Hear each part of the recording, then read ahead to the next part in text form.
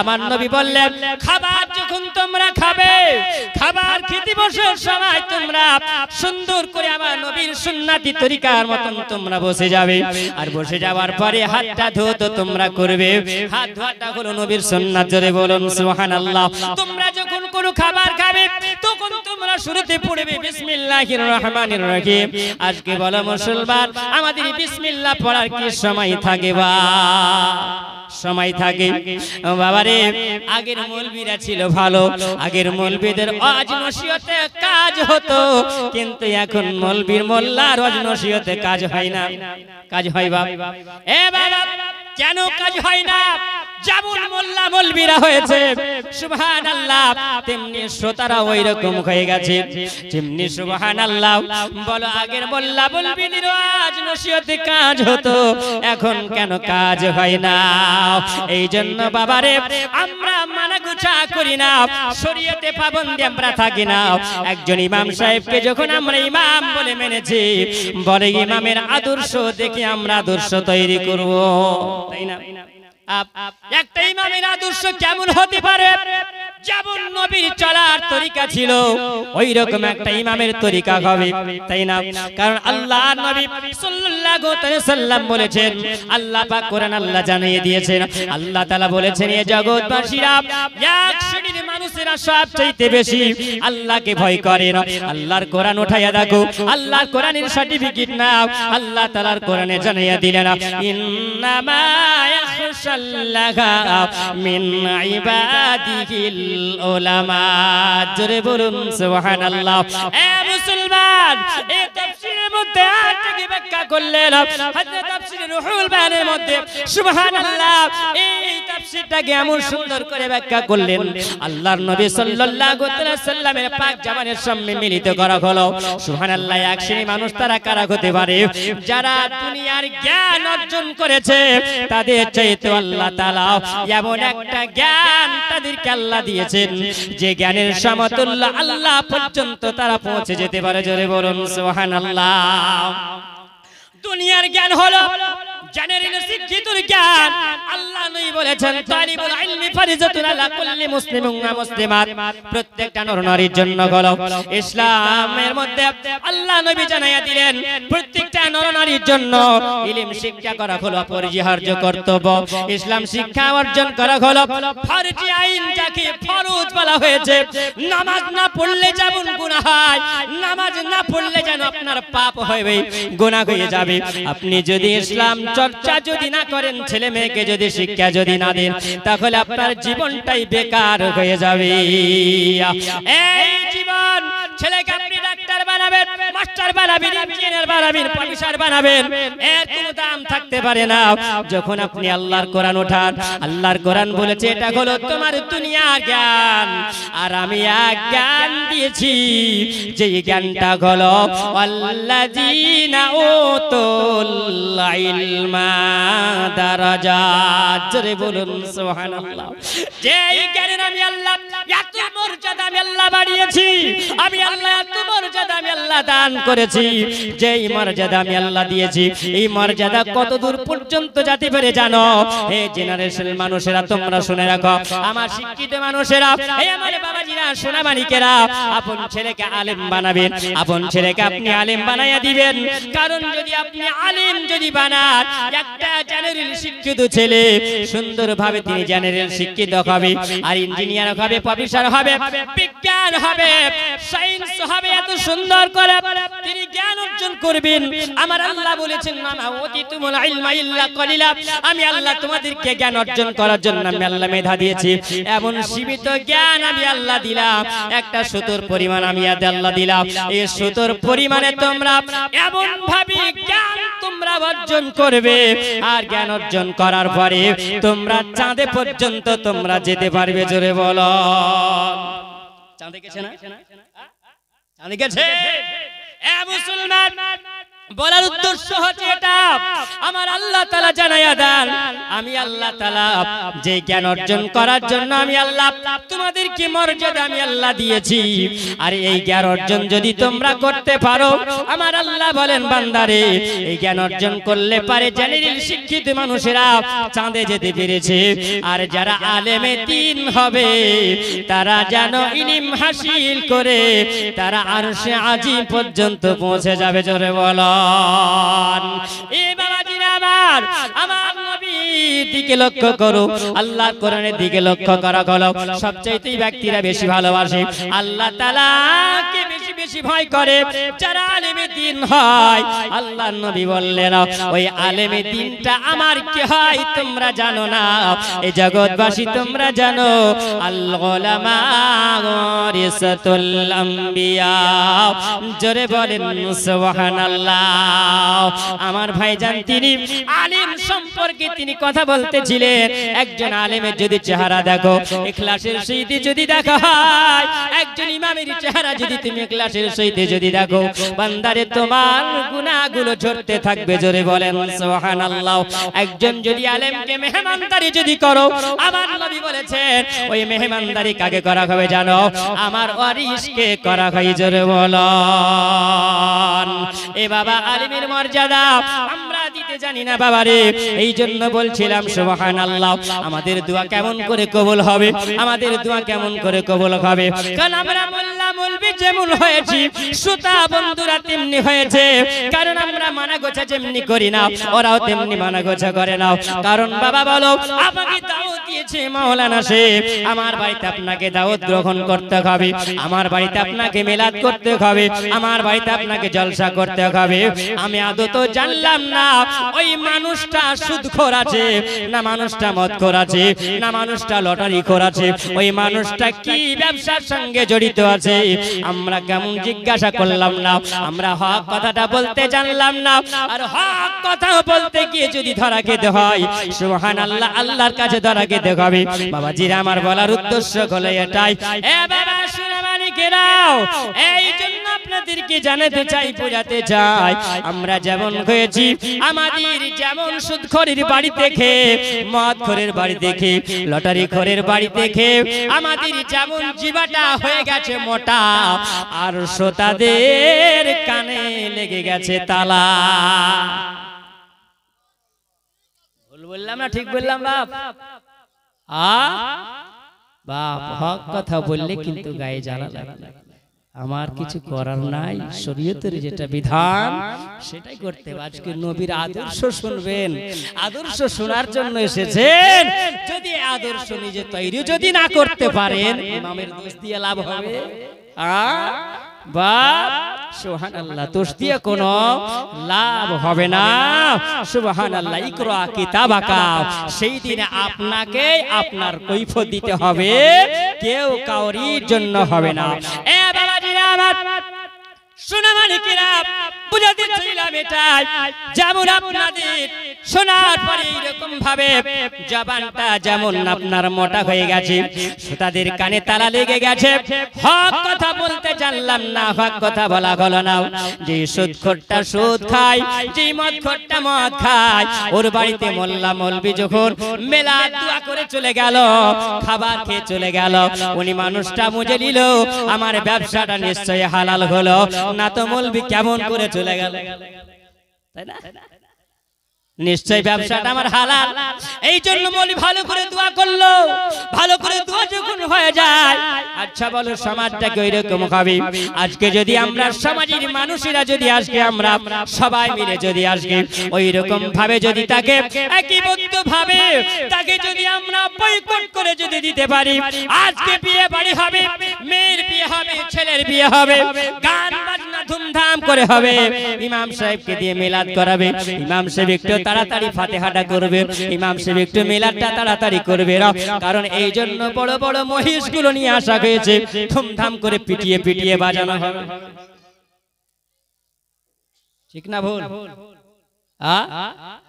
ইমাম সাহেব দোয়া করে চলে গেল, যেমনি দোয়া করে চলে যায় আর সঙ্গে সঙ্গে কিন্তু ঢেঙ্কা চিকা আরম্ভ হয়ে যায়, আছে না নাই? ওই রকম যদি হয় রে বাবা, ইমামের দোষ দিয়ে কোনো লাভ হবে না, নিজে নিজে পরিবর্তন হয়ে যাও। যদি আজকে আমরা পরিবর্তন যদি হয়ে যাই, ও বাবা তোমরা যদি সুন্নতি বিতে যদি তুমি গান বাজনা যদি বাজাও, এই সুন্নতি বিয়ে তোমার হবে না, ওই বিয়ে তোমার হারাম হারাম হারাম হারাম। যদি বলে সুবহানাল্লাহ, আমরা পরিবর্তন হব। কেমন করে পরিবর্তন হব? এইরকম করে যদি পরিবর্তন না হয় তো জীবনটা বেকার হবে, জীবনে শুনে কোনো লাভ হবে না। আজকে হারাম বস্তুকে দূরে করো আর হালাল বস্তুকে তুমি কাছে নিয়ে নাও। যদি আজকে আমরা এতটুকু পরিবর্তন করতে পারি, জীবনটা পরিবর্তন হয়ে যাবে। নবীর আদর্শে আমরা অবশ্যই আমরা চলতে পারবো। নবীর দেশে চলো না, জিয়ারত গয়ে মদিনা, স্বপ্নে গমে দেখে সোনারি মদিনা। জোরে বলো না, নবীর দেশে যাবার মন নাই? কার মন নাই হাত উঠান দিন। সুবহানাল্লাহ, কার কার মন আছে হাত উঠান। নবীর দেশে চলো না, জিয়ারত গয়ে মদিনা, স্বপ্নে গমে দেখে সোনারি মদিনা, স্বপ্নে গমে দেখে সোনার মদিনা।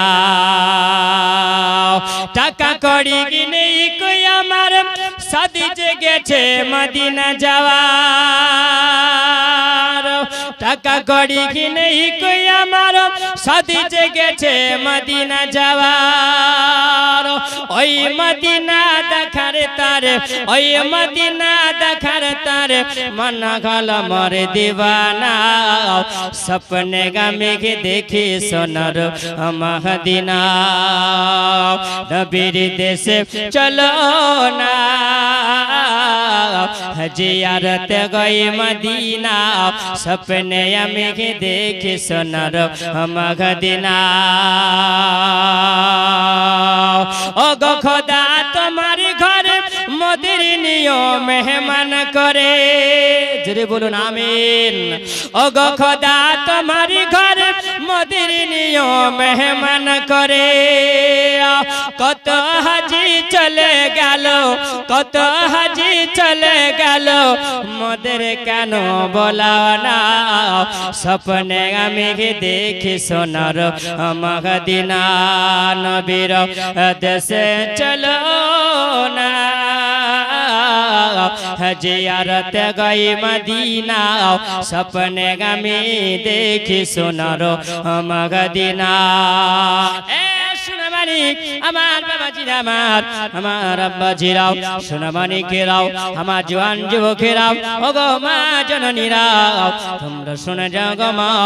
আমার আল্লাহ তাআলা জানায়া দিলেন, লাকাদ মান্নাল্লাহু আলাল মুমিনিনা ইয বা'আসা ফীহিম রাসূলা। এ জগৎবাসী তোমরা শুনে রেখে দাও, তোমরা জেনে রেখে দাও, কারণ আমি আল্লাহ তাআলা তোমাদেরকে জানাইয়া দিলাম, তোমাদের জন্য আমি একটা উপহার আমি আল্লাহ পাঠালাম। মুমিন বান্দাদের জন্য আমি আল্লাহ উপহার আমি আল্লাহ পাঠিয়েছি। মুকদ্দাস একজন রাসূল আমি আল্লাহ পাঠিয়েছি, যার মুখের বাণীটা এত সুন্দর। ওমা ইয়ানতিকু আনিল হাওয়া ইন হুয়া ইল্লা ওয়াহয়ু ইউহা। জোরে বলুন সুবহানাল্লাহ। যে নবী কোনো সময় মন গড়িয়ে কোনো কথা বলে না, যে নবী নিজের ইচ্ছাকৃত কথা বলে না, ওই নবী আমি আল্লাহ তোমাদের কাছে আমি আল্লাহ পাঠিয়েছি। ওই নবীকে আমি আল্লাহ তোমাদের কাছে আমি আল্লাহ পাঠালাম। যেই নবী তোমাদের মধ্যে থেকে আমার নবী সফর করে, আমার নবী সফর করে যায়, যে নবীকে তোমরা দেখেছো, ওই নবী সুবহানাল্লাহ তোমাদের কাছে আমি আল্লাহ ওই নবী আমি আল্লাহ পাঠিয়েছি। যেই নবীর সফরটা আমি আল্লাহ তাআলা এত সুন্দর আমি আল্লাহ করেছি, কোরআনের সার্টিফিকেট দিয়ে আমি আল্লাহ আমার নবীকে সম্বোধন আমি আল্লাহ করিয়ে দিয়েছি, আমার নবীকে জানিয়ে দিয়েছি দুনিয়ার মানুষেরা জান বহন করবে, আর আমার আল্লাহর নবী আমার পয়গম্বর এমন একটা সিঁড়ির উপরে তিনি সফর করবেন। সুবহানাল্লাযী আসরা বিআবদিহি লাইলাম মিনাল মাসজিদিল হারাম। জোরে বলুন সুবহানাল্লাহ। রাতের অন্ধকারে আমার নবীর সফর আমার নবী করবে না। এ দুনিয়ার মানুষেরা তোমরা সফর করো, টেলিবাসী তোমরা করবে, কিন্তু আমার নবীকে আমার আল্লাহ তাআলা নূরের সিঁড়ি দিয়ে আল্লাহ সাত আসমান আল্লাহ ভ্রমণ করিয়েছেন। জোরে বলুন সুবহানাল্লাহ। এটা হলো আমার নবীর জন্য সফর। এ আমার সোনামানিকেরা, জোয়ান যুবকেরা, ওগো আমার মা জননীরা শুনে যাও গো মা, রাতের বেলা আমার নবীর আদর্শের আলোচনা। আমার নবী যখন ওই সময়তে শরবতের গ্লাসটা যখন আমার নবী নিলে, আল্লাহ নবী বললেন জগৎবাসীরা তোমরা যখন কোন খাবার খাবে আল্লাহর নামে শুরু করবে। জোরে বলুন সুবহানাল্লাহ। আল্লাহর নামে যদি তোমরা শুরু যদি করো তাহলে তোমাদের উপকারটা কি হবে? যখন তোমরা একটা লোকমা যখন উঠাবে, একটা লোকমা যখন উঠাইয়া নেবে, এক লোকমা যখন তোমরা বিসমিল্লাহ শরীফ যখন পড়ে আল্লাহর নাম নিয়ে যখন তোমরা খাবে, প্রত্যেকটা দানাতে আমার আল্লাহ তাআলা ৭৭টা করে নেকি দিবেন। জোরে বলুন সুবহানাল্লাহ। আগামীতে তুমি কি খাবে? আগামীতে জন্য আমার আল্লাহ তাআলা বলেন বান্দা বান্দিরা রে, যখন তোমরা আল্লাহর নামে শুরু করবে বান্দা, আগামীতে তোমরা কি খাবে আমি আল্লাহ তাআলা তোমাকে একটা দানার বিনিময়ে আমি আল্লাহ ৭৭টা দানা আমি আল্লাহ তোমার রেডি করে রেখেছি। জোরে বলুন সুবহানাল্লাহ। যারা ঈমানদার বান্দা যারা হবে আমার আল্লাহ তাআলা জানিয়ে দিয়েছেন ইন্নাল্লাহা ইয়ারযুকু মান ইয়াশাউ বিগাইরি হিসাব। জোরে বলা যাবে না বাবা? এই জায়গাতে নবীর আদর্শ না হয়, কত সুন্দর আলোচনা আপনারা বসে আছেন, চাদক পাখির নাই বসে আছেন, সুবহানাল্লাহ। নবীর আলোচনা হয়, আমার নবী বলেছেন যেই জায়গাতে আল্লাহ আল্লাহ রাসূলের আলোচনা হয় ওই জায়গাকে রহমতি জায়গা বলা হয়, ওই জায়গাকে রিয়াজুল জান্নাতের সমতুল্য আমার নবী করেছেন। জোরে বলুন সুবহানাল্লাহ। আমার নবী জানিয়ে দিয়েছেন এই বাবারে এই জায়গাতে শুনে সুবহানাল্লাহ, কোরআনের বাণী যদি শোনা হয়, কোরআনের আয়াত যদি তেলাওয়াত করা হয়, যেই ব্যক্তি তেলাওয়াত করে আমার আল্লাহ তাআলা বলেছেন যে ব্যক্তিরা এই মহামান্বিত ভাষা যখন তারা পড়বে, আসমানি ভাষা যখন তারা পড়বে, আল্লাহর কালাম যদি পড়া হয়, একটা হরফ যদি পড়া হয়, একটা হরফে তামার নামায় আমলে আল্লাহ তাআলা 10টা নেকি দিয়ে দিবে। জোরে বলুন সুবহানাল্লাহ। আর ওই মাহফিলে যদি আল্লাহর কোরআনের আয়াত যদি পড়া হয়, আল্লাহর কোরআনের আলোচনা যদি হয়, সুবহানাল্লাহ, ওই মাহফিলটা রহমতে পরিণত হয়ে যায়। জোরে বলেন সুবহানাল্লাহ। ওই জায়গাতে সুবহানাল্লাহ রহমত বর্ষণ হতে থাকে। ও বাবাজিরা, আমার সোনামানিকেরা, কোন বান্দা যখন ঈমানদার বান্দা হবে আমার আল্লাহ তাআলা জানায়া দেয় ওই বান্দা বান্দির জন্য আমি আল্লাহ রব্বুল আলামিন অঢাল রুজি আমি আল্লাহ রেখেছি। আল্লাহ ইয়ারযুকু মান ইয়াশাউ বিগাইরি হিসাব। আমি আল্লাহ ওই বান্দার জন্য আমি আল্লাহ তাআলা অঢাল রুজি আমি আল্লাহ রেখেছি। জোরে বলুন। তাহলে আমরা বিসমিল্লাহ পড়তে ভুলবো বাবা? হ্যাঁ, বিসমিল্লাহ পড়তে ভুলবো? বিসমিল্লাহ পড়তে ভুলবো না। কিন্তু এখন আধুনিক যুগ চলে এসেছে, এমন একটা আধুনিক যুগে এসেছে। আগের যুগে দেখেছিলাম মানুষেরা মাটিতে বসে বসে নবীর আদর্শ অনুযায়ী মাটিতে বসে হাঁটুটাকে উপর করে নিয়ে থালাটাকে নিচে করে নিয়ে মানুষে খাবার খেয়েছে। এখন সেই যুগ আছে? এখন আধুনিক যুগ।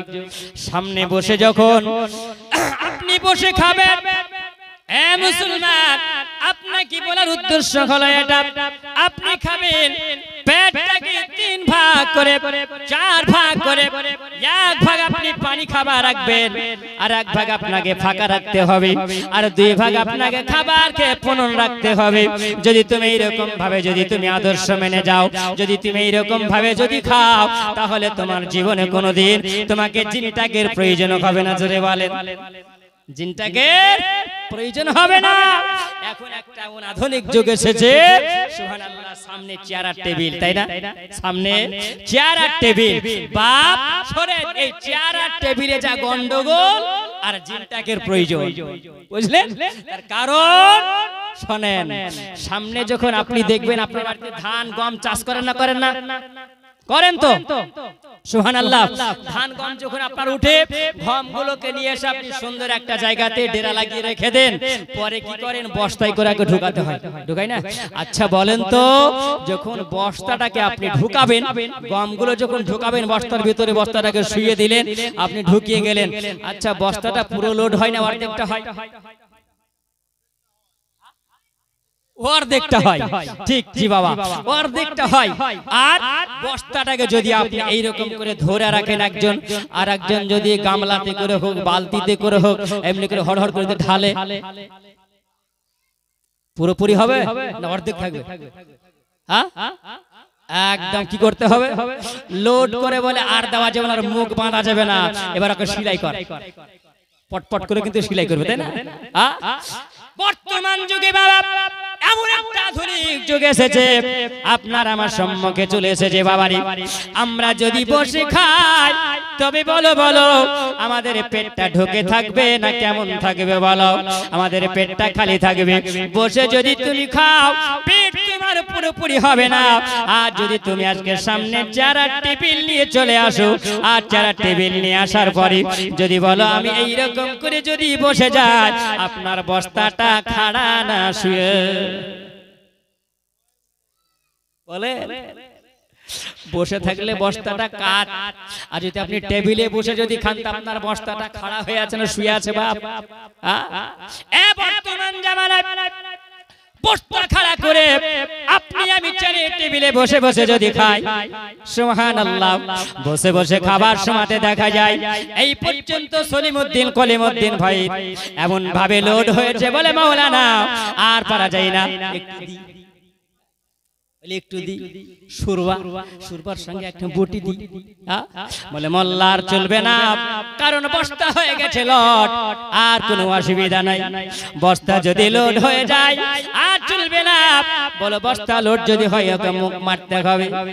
এবার বলো তোমার বস্তা লোড হয়ে গেছে, আমার বস্তা লোড হয়েছে, এখন কি করবে? ডাক্তারের কাছে যাও, একটা জিনটাক না করলে আর হজম হবে না।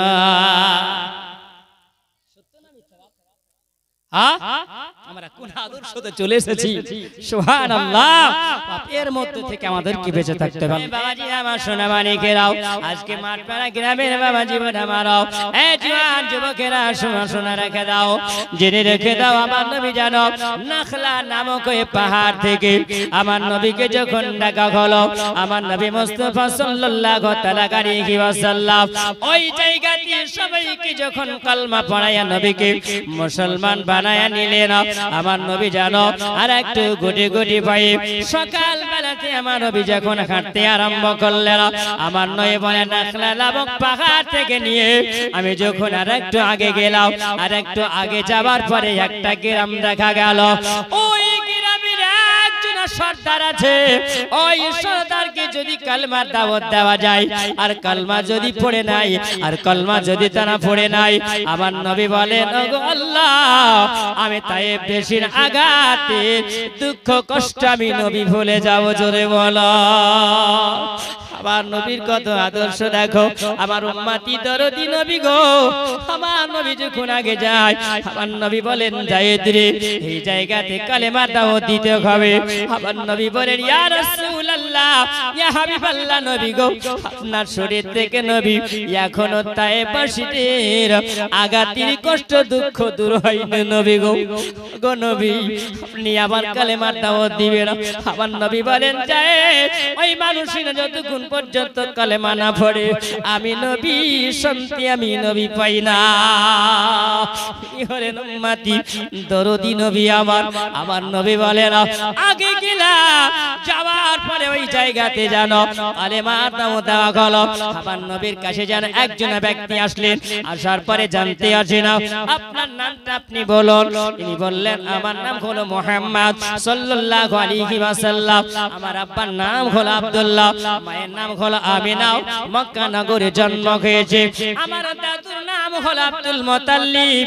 যেমনি বলা তেমনি যেন আমার নবীকে সমর্থন জানানো হলো, আমার নবীকে সম্বোধন করানো হলো, আমার নবীকে স্যালুট জানানো হলো। আমার নবীকে যেমনি স্যালুট জানানো, আমার নবীকে যেমনি সম্মান করা, ওই ব্যক্তিটা বলেন মুহাম্মদ, আল্লাহ কি সত্যি আপনাকে নবী করে আল্লাহ পৃথিবীতে পাঠিয়েছেন? যেমনি বলা আমার নবীকে পরীক্ষা করবে না। আমার নবী বললেন পরীক্ষা করার আগে ওই জায়গাতে যেন আমার নবীকে পরীক্ষা করবে না। আমার নবী বলেন এ বাবা, তুমি কি জানো আমাকে পরীক্ষা করবে? আমি তোমার বাপের দাদুর 14 গোষ্ঠীর নাম সবার বলে দিতে পারবো। জোরে বলো। সব নাম একর থেকে বলতে আরম্ভ করেছেন। সুবহানাল্লাহ। এই কারাম শাহ জাহারি রহমাতুল্লাহি আলাইহি, যিনি হচ্ছেন জিয়াউন নবী, সিরাতে রাসূল, এই দ্বিতীয় খণ্ডের মধ্যে তিনি লিখতেছেন, তিনি লিপিবদ্ধ করেন। সুবহানাল্লাহ। আমার নবীর অনেক আলোচনা আছে। বাপজি আমার একটু আগে আসেন। আল্লাহর নবী সাল্লাল্লাহু তাআলা আলাইহি ওয়াসাল্লাম যখন ওই জায়গায় আসলেন, আমার নবী মুস্তাফাকে বললেন, সত্যি আপনি হলেন আখেরি জামানার নবী, আল্লাহ আপনাকে নবী করে পাঠিয়েছেন। তিনি ওই জায়গাতে কলমা পড়ে মুসলমান হলেন। জোরে বলেন সুবহানাল্লাহ। যেমনি কলমা পড়ে মুসলমান হওয়া, আল্লাহর নবী সাল্লাল্লাহু আলাইহি সাল্লাম আপন গৃহে আমার নবী এসেছেন। মা খাদিজাতুল কুবরার ঘরে আমার নবী পদার্পণ করেছেন। আল্লাহ পাক আমার নবীর দিকে তাকিয়ে আমার নবীকে আল্লাহ পাক বলছেন, হাবিব, আজকে আপনি তাইফ দেশে গেছেন, আজকে ইসলামের দাওয়াত দেওয়ার জন্য, মানুষের সম্পত্তির ভাগ নেওয়ার জন্য নয়, মানুষের কল্যাণের জন্য আপনাকে আমি পাঠিয়েছি। আপনি ইসলামের দাওয়াত দেওয়ার জন্য গেছেন, আপনাকে তারা চিনতে পারেনি, পাথরের আঘাত করেছে। এবার হাবিব, আজকে আমি আল্লাহ তাআলা আপনাকে আর আমি এই জায়গাতে রাখবো না, এই মক্কা নগরে রাখবো না, কারণ মক্কার মানুষেরা আপনাকে নিয়ে ষড়যন্ত্র করতে আরম্ভ করেছে। জোরে বলুন সুবহানাল্লাহ। কারণ আমার আল্লাহ তাআলা আমার নবীকে বলছেন, হাবিবাল্লাহ, আমি আল্লাহ আপনাকে এই জায়গায় রাখবো না, কারণ এই জন্য মানুষেরা ষড়যন্ত্র করে আপনাকে মার্ডার করার জন্য, আপনাকে কতল করার জন্য। কিন্তু আমি আল্লাহ তাআলা পৃথিবীর জমিনে আমি আল্লাহ 3টা জিনিসের দায়িত্ব নিজেই বহন করি। জোরে বলেন সুবহানাল্লাহ। কটা জিনিসের দায়িত্ব? 3টা জিনিসের দায়িত্ব। বাপ জানেন 3টা জিনিস কি কি জানা আছে? 3টা জিনিসের দায়িত্ব আল্লাহ নিজেই বহন করে। আল্লাহ নিজেই দায়িত্ব নিয়েছেন এই জগতের বুকে। সুবহানাল্লাহ। 3টা জিনিস হলো আমার আল্লাহ তাআলা বলেন, সর্বপ্রথম হলো আমার আল্লাহ পাকের কাবার। জোরে বলুন সুবহানাল্লাহ। আল্লাহ পাকের কাবার। আল্লাহর কাবাকে ভাঙার জন্য কে এসেছিল? আব্রাহা বাদশা এসেছিল না? এসেছিল। তার আগে আমার নবী দুনিয়াতে আসবেন, তার 1000 বছর আগে। কত হাজার? 1000 বছর আগে। সুবহানাল্লাহ। 1000 বছর আগে একজন বাদশা আল্লাহর কাবাকে ভাঙার জন্য এসেছিল। কাকে? আল্লাহর কাবাকে ভাঙার জন্য এসেছিল, যার নাম হচ্ছে বাদশা ইয়ামিনী বাদশা, বাদশা তুব্বা আব্বাল হুমায়রি। এ বাদশা তুব্বা আব্বাল হুমায়রি আল্লাহর কাবাকে কেন ভাঙবে? তিনি বলেন, আমি দেশটাকে ভ্রমণ করার জন্য বেরিয়েছিলাম।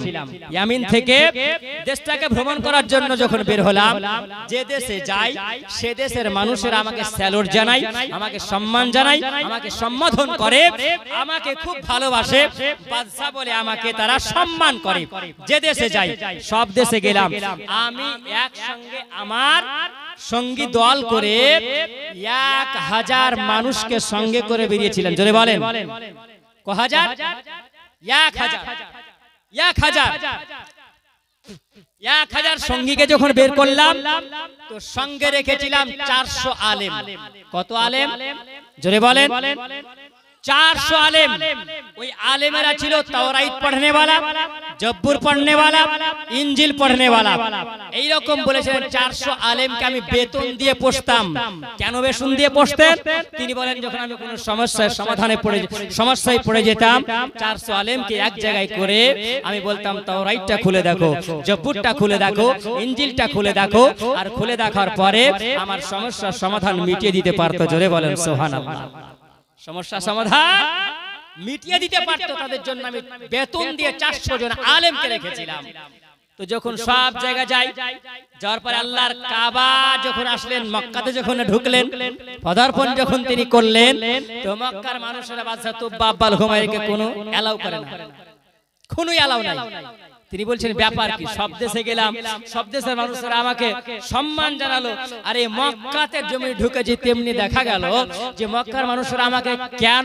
সম্মান করে না সন্ধ্যা হয়ে গেল রাত হয়ে গেল 400 জন আলেমের মধ্যে একজন আলেম যার নাম হলো সামুল এই সামুলকে ডাকা হলো সামুল ব্যাপার কি মক্কার মানুষেরা আমাকে কেন সম্মান জানায় না কিসের জন্য তিনি বলছেন সকাল হোক তারপরে দেখা যাবে রাত্র হলো সকাল হোক তারপরে দেখা যাবে মহল্লা দেখা যাবে কেমন গরম আছে না ঠান্ডা আছে বুঝতে পারা যাবে ঠিক আছে রাত্রি বেলায় সবাই শুয়ে গেল সকাল হয়ে গেল সামুল বলে আমি মক্কা যখন ঘুরতে আরম্ভ করলাম তো দেখলাম যে আল্লাহর কাবা ঘরের কাছে গেলাম তো আল্লাহর কাবা ঘরে হাজার হাজার মানুষ জোরে বলুন আর একটু জোরে বলা যাবে না কত হাজার হাজার মানুষ সামুল বলছেন বাদশা তুব্বা আব্বাল হুমায়ুনের কথা বলছেন ও বাবা ছোটখাটো বাদশা হয়ে মক্কাতে এসে মাস্তানি চলবে না তুমি 1000 লোক নিয়ে এসছো আর আল্লাহর কাবা ঘরে হাজার হাজার মানুষ তুমি পারো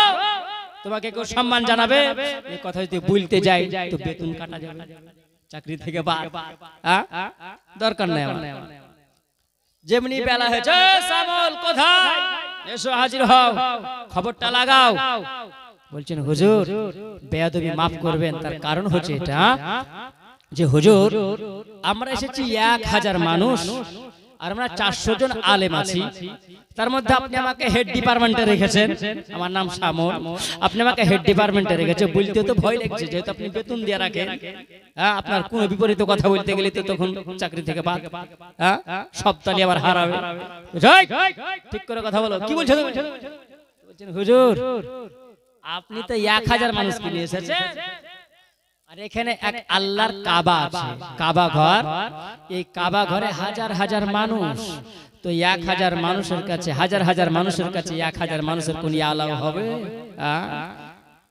চলবে না বলছে কারণ বলে এখানে আল্লাহর কাবা আছে আল্লাহর কাবার চতুর্দিক থেকে মানুষ আছে আর মানুষ আসার পরে এই জায়গাতে যে নিয়াত নিয়ে আল্লাহর কাবা ধরে আল্লাহর কাবা ঘরের দেওয়াল ধরে যে মানুষটা মনের ইচ্ছা নিয়ে আসে আসার পরে এই জায়গায় আল্লাহর কাবা ঘরের দেওয়াল ধরে রাখে আল্লাহ তার মনের আশা পূরণ করে দেয় জোরে বলেন সুবহানাল্লাহ বলে তাই তাহলে আজই ব্যবস্থা হয়ে যাবে বলে কি শুধু রাতটা পার হোক বলে কি হবে বলে সকালই বুঝতে পারবা বলে যাও চলে যাও আপন আপন জায়গায় ও চিন্তা করেছে রাতের বেলায় যে সকাল যেমনি হবে আল্লাহর কাবাকে আমি আর রাখবো না আল্লাহর কাবাকে ভেঙে ফেলে দেবো তাহলে মানুষ তো মাস্তানি যদি দেখায় তো মাস্তানি যদি দেখায় তো মানুষ মাস্তান বলে বলবে না মাস্তানি বলবে তো আমি ইয়ামিন শহর থেকে এসেছি আমাকে কেউ যখন স্যালুট করলো না সম্মান করলো না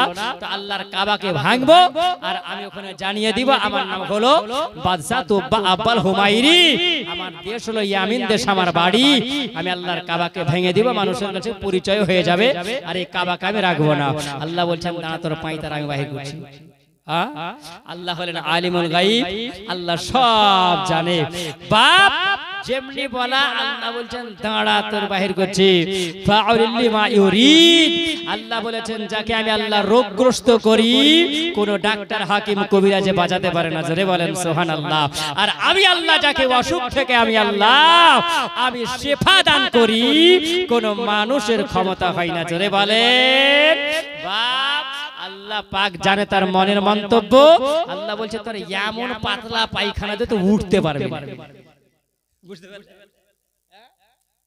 ও শুধু বালতি লোড করে আর বাথরুমে যায় বুঝে ব্যাপার খারাপ।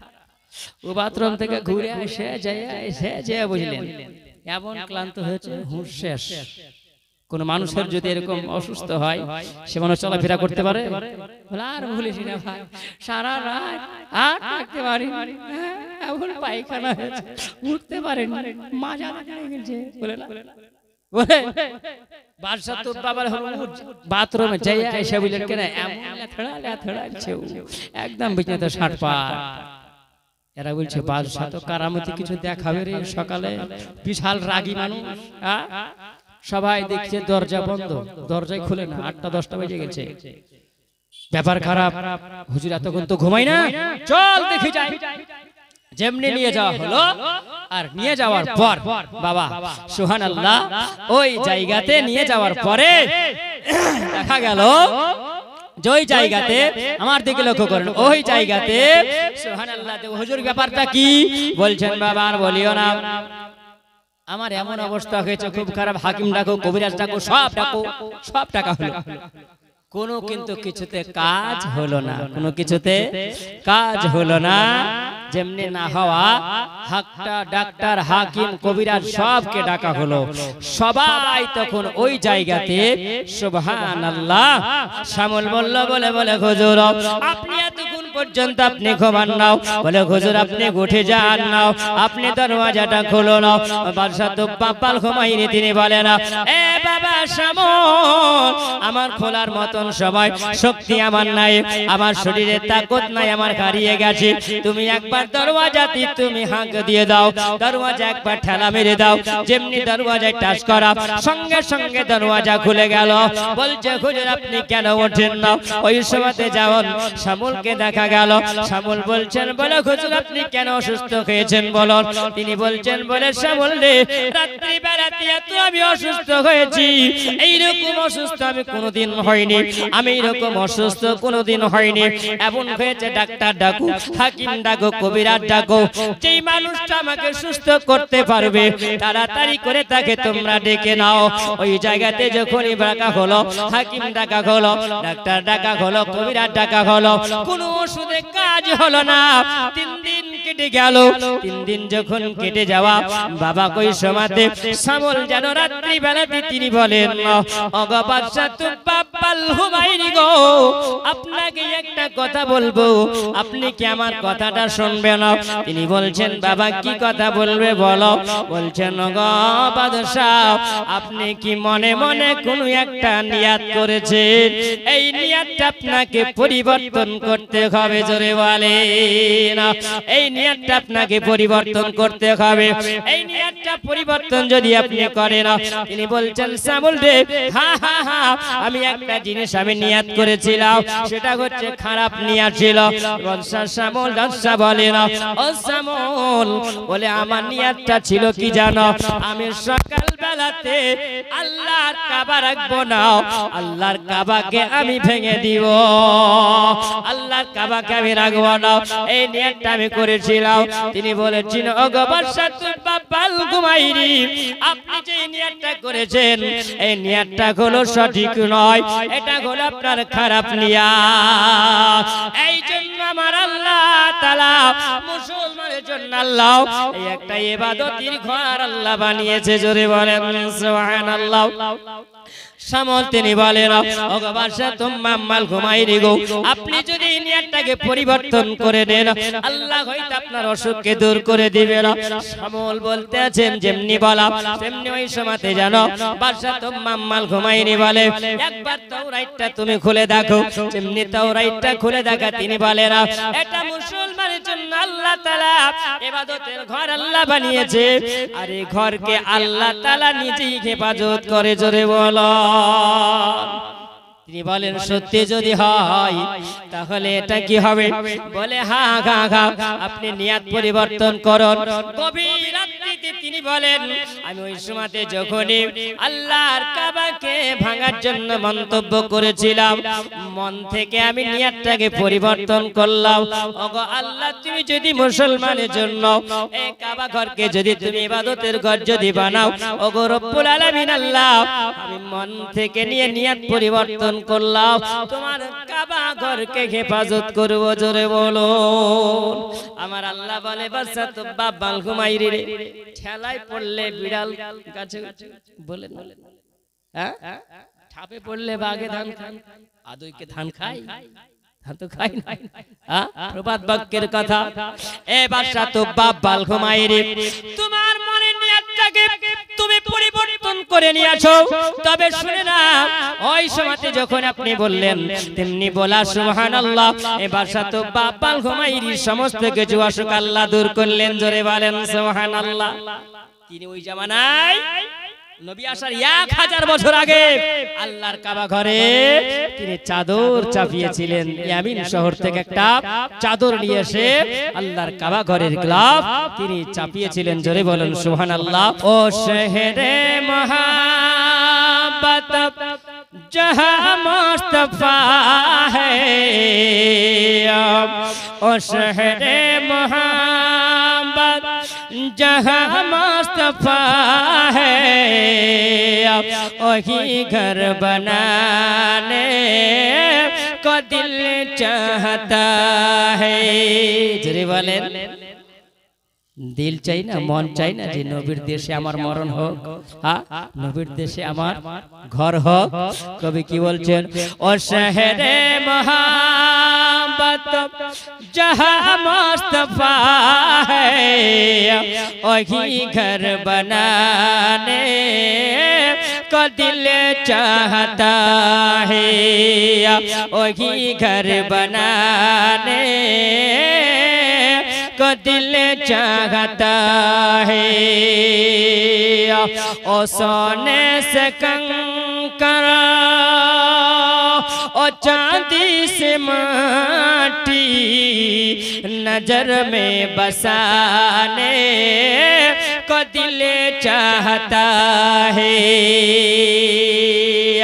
नजर में बसाने को दिल चाहता है ओ शहरे मोहब्बत जहाँ मुस्तफा है वही घर बनाने को दिल चाहता है जरे बोलें सुबहानाल्लाह আর এক করে পড়বো সুবহানাল্লাহ मोहब्बत हाथ उठिए बोलें या रसूल अल्लाह सितारों से चांद कहता है हर दम सितारों से चांद कहता है हर दम के फिर टूट जाने को दिल चाहता है ओ शहरे मोहब्बत जहाँ मुस्तफा है वही घर बनाने को दिल चाहता है।